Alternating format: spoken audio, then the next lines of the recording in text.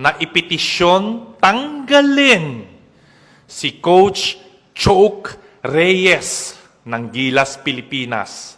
Sobra na ang kahihiyang binigay mo sa amin. Tinatawag na ng taong bayan, buong basketball community ng buong Pilipinas ang iyong pagbaba sa pwesto. Sobra na, sobrang kapal na ng pagmumukha natin. Mag-resign na po tayo. Sinasayang mo ang talento ng mga player mo. Hindi ka marunong gumawa ng mga play. Naluma na yung mga bola, oh. Tama na. Sumuko ka na.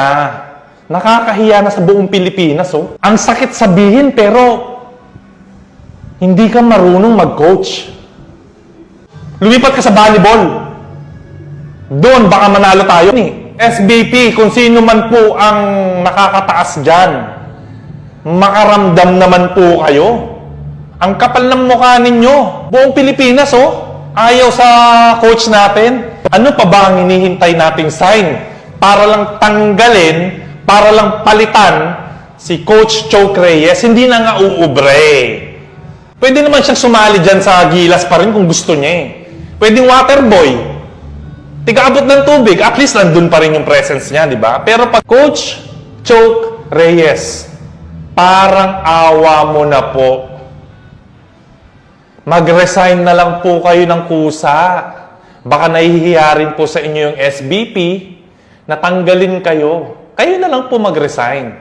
Kung meron pa kayong natitirang konting respeto para sa basketball community at malasakit sa bansa natin, mag-resign na po kayo. Parang awa nyo na po, Coach Choke Reyes.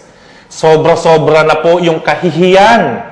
Hinihiling na po ng taong bayan ang inyong pagre-resign. SBP, gising-gising po tayo. Mahina po yung coach natin. Palitan na po natin.